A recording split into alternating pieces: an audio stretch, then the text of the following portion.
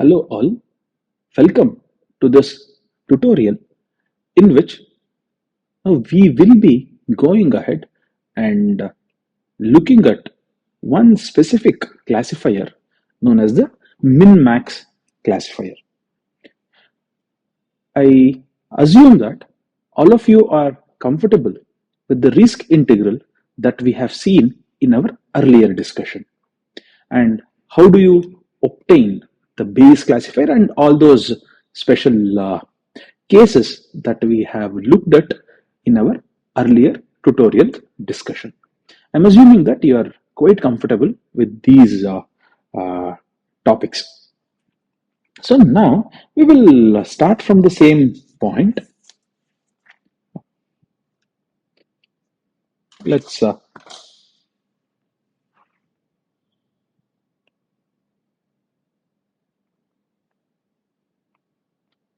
let's consider the two class case. Okay, two class case. Now then we can write the risk integral. Okay, then the risk integral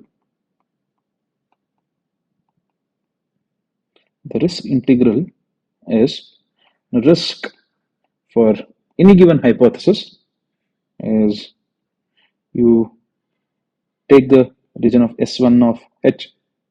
Loss occur when your hypothesis function is saying 1 but actually it belongs to class 0 into the prior y is equal to 0 and class conditioned on y is equal to 0 dx.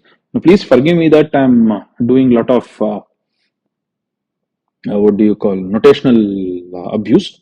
Okay, I assume that all of you will be able to understand what is that I'm trying to write. Plus, this is the first one, and then is 0 of h, L of 0 comma 1, prior y is equal to 1, class conditional dx.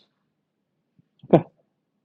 So now, in this case, since we are considering two class case, we can easily see a relationship between these prior. Okay. Now, in my y, the only possible options are 0 and 1. Now, this is a discrete random variable. Now, to be more specific, now it is a Bernoulli random variable. Okay. So now we know that in this case,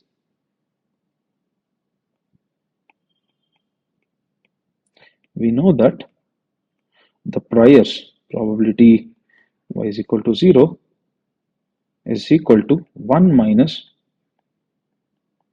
the prior when it is 1. Now when we substitute this in our risk integral, okay, my risk, now see here, this is for any given hypothesis function, okay, and comma 0, probability 0, integral of S1 of h, class conditional x given y is equal to 0 dx plus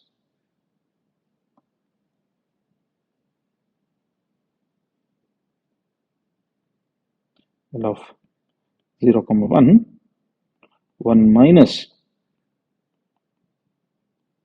the prior y is equal to 0 to 0 of h p of x given y is equal to 1 dx.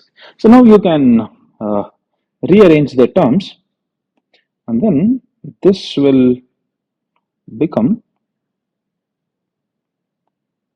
loss incurred when hypothesis says 0 but actually it belongs to class 1 to S0 of h and class conditional dx plus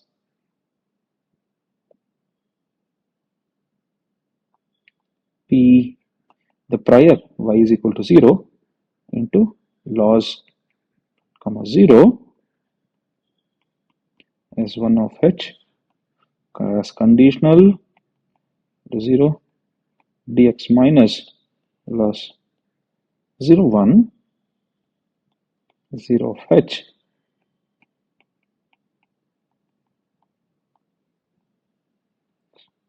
Now by rearranging the terms, this is what I get.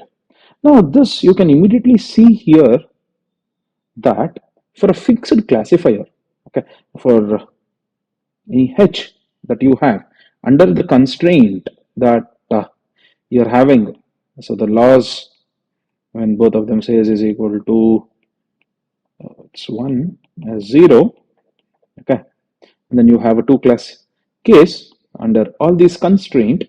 Now you can see that the risk which is there is linearly varying with respect to the prior. Okay, so now let us make a note of that point. Note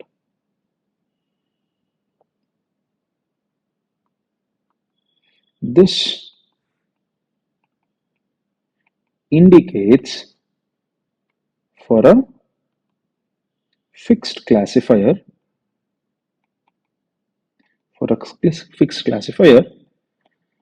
risk varies linearly with prior probability. Okay, I assume that from this equation you can conclude the specific statement. Okay, so now see this is for any classifier. Now so here I'm not going ahead with any specific group of classifiers. This is working for any fixed classifier. So now what I will do is I will have a separate group of classifiers called as min-max classifiers. Now wherein which this will become 0. What do you mean by this will become 0? This term and this term are same. Okay. When you have such a classifier, that is known as the min-max classifier. Okay. Now let's make a point in that. Now we are looking at min-max classifier. Sometimes they also call it as minimax classifier. Okay. The min-max classifier. Now consider a classifier such that the loss incurred in this case S1 of h x given y is equal to 0 dx. So 0 1 0 of h that x given y is equal to 1 dx. So any given classifier which satisfies this constraint, okay, now that is when we call such a classifier as the min-max classifier. In that case, what will be our risk? Okay, for this specific classifier, for this classifier,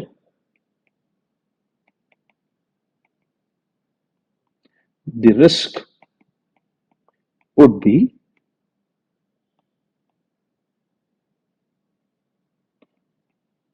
of h m, okay, I call it as min-max, is equal to L of 0 1 integral 0 of h, and then this you can see that this particular risk which is there is independent of prior. Okay, now the risk of a min-max classifier is independent of prior. In this case, risk would be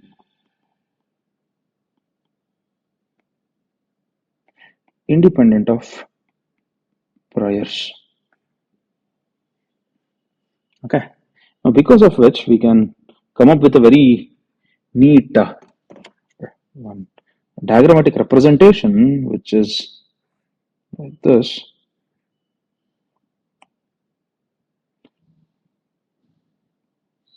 This is the direction of risk in y, then prior in x. Now this can be seen that now as you vary the prior,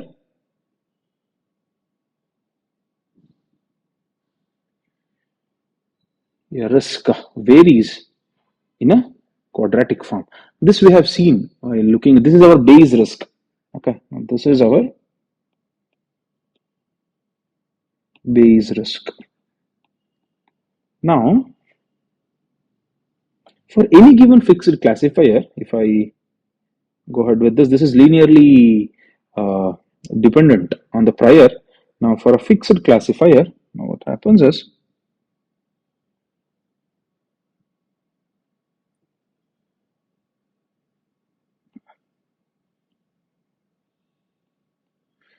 okay. I'll try tangent. It's very hard to actually tangent in most of these cases. Okay.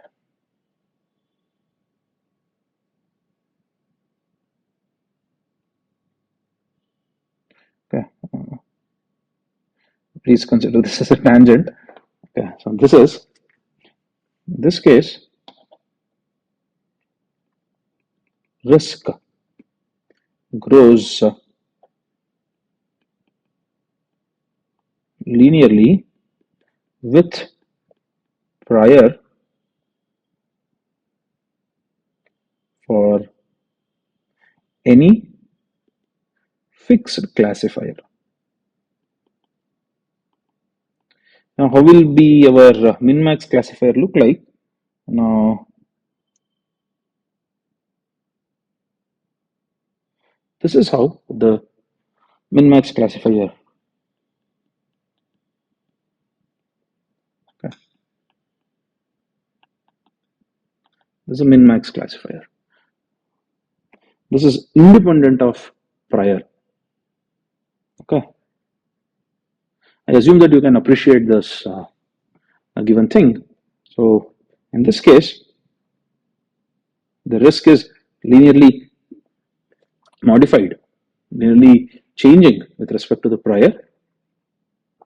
A base risk will be in terms of quadratic change, but our min-max classifier, it will be not dependent. It's independent of prior. Okay. Now let's delve deep into it. You know, suppose now,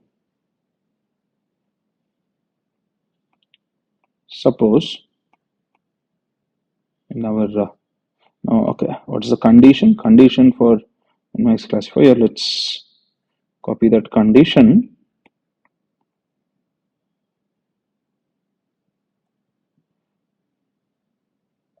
This is the condition for the max classifier. Okay. There's one good thing about using iPad, so you don't need to copy. So in this case, now suppose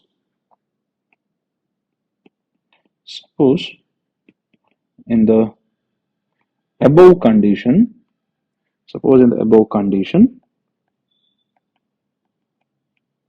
now we have the loss incurred in the case of misclassifications be same.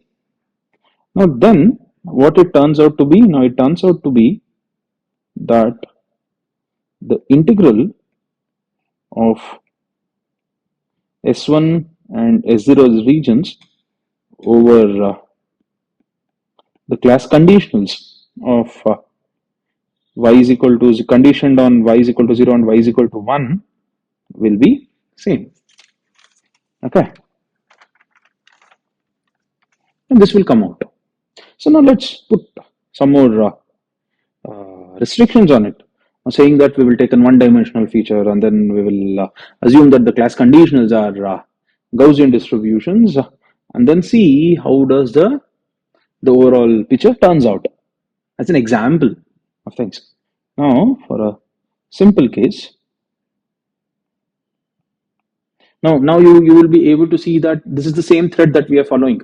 We'll come up with generic formulation, and then now from there we will get a specific one, and then we will put on some constraints on the nature of the distributions, and then we will see special cases as we go along. That is what we are doing now. For a simple case of one-dimensional features,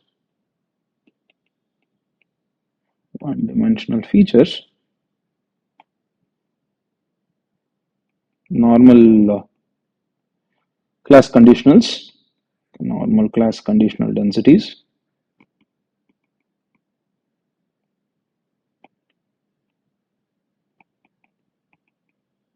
Okay, now let's look at it. Now, what is that I'm saying? The class conditional is normal with parameters mu I and sigma I square. Okay, and it's a one-dimensional feature. So, and assume that, let's assume without loss of generality, mu naught is less than mu 1. Now then, if you recall, in this case, now how will be my h of x will be 0 if and only if my x is less than a. This a is the threshold, right? Now we can go back and then look at it. This is what we have obtained. Okay, so now what we will do, now we will fix a threshold so that it satisfies the min-max condition. So we will fix the threshold A to satisfy the min-max criteria. What is the min-max criteria? Again, now this is the min-max criteria. Okay, now in that case, a special case you can consider this, where in which this condition is satisfied. Okay, now satisfy the min-max criteria. Okay, now how it will be? Now how does it look like? Now integral a to infinity x given y is equal to 0 dx equals minus infinity to a. So I assume that you will be able to understand this. Okay, so let me show you this. Okay, this is for some other thing, but you can say that this is class 0, this is class 1, and this is our condition. So, okay, now what is it? I'm saying that in this region, okay, now what is happening? In this region, what is happening? Okay, this is from a to infinity, you are looking at this blue region. From minus infinity to a, you are looking at this orange region. Okay, that's what you're actually looking into. Now we will come to the specific diagram. I just wanted to show you this overlap. That's all. Okay. Now that's what that's what it is saying. So I want a criteria when this is taken care of. Okay. Now assume that diagrammatically it makes sense. Okay. So now if you want, I can rewrite it. But so yeah, my this is one distribution, and then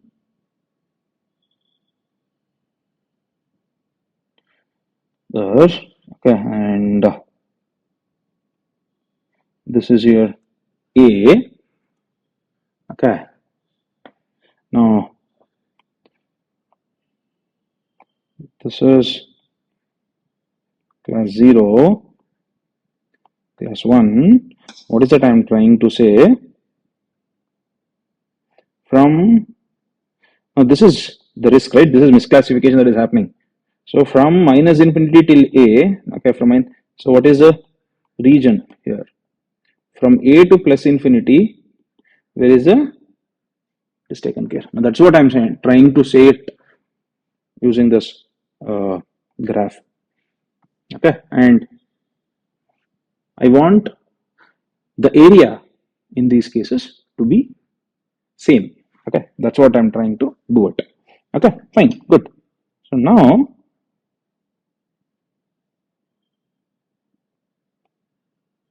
these will become the integrals of standard normal. I'll leave a bit of algebra for you. Okay, now what do you use in the first integral? So you need to use z is equal to x minus mu naught by sigma naught for first integral,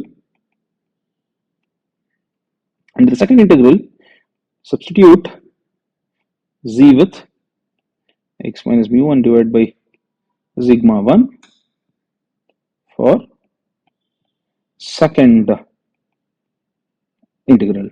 Okay, because of which what will happen, now these are uh, normal distributions, now because of which now the threshold should satisfy. Now if you take care of a small bit of algebra that I have left behind, now the threshold should satisfy what? 1 minus phi of a minus mu naught divided by sigma naught equals phi of a minus mu 1 by sigma 1. Now it has to satisfy this. Okay, and we already know that. What happened to this?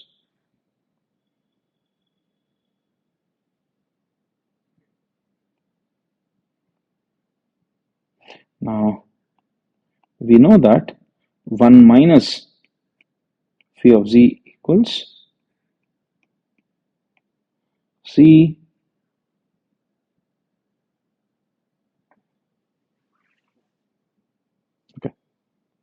minus, sorry, okay, there's a minus here. Now because of this substitution, it will be phi of mu naught minus a divided by sigma naught equals phi of a minus mu 1 divided by sigma 1. Now this will turn out to be mu naught minus a divided by sigma naught equals a minus mu 1 divided by sigma 1. Here a equals mu naught sigma 1 plus mu 1 sigma naught divided by sigma naught plus sigma 1. Okay. So now what do you see? Now this is how you get to know the value of your threshold, which satisfies the min-max criteria. Okay. So now what can we say from this? So now min-max classifier is linear, while Bayes classifier for the same specific consideration was quadratic. Okay, and when sigma 1 is equal to sigma naught is equal to sigma, then this is same as the Bayes classifier in this special case. Okay, that is min-max. Let's make this observations. Now here we can observe that first one, min-max is a linear, while the Bayes classifier for the same case, classifier for the same case is quadratic. Okay. The second observation that we can make when we have when sigma naught equals sigma 1 equals sigma, min-max is same as base in this special case.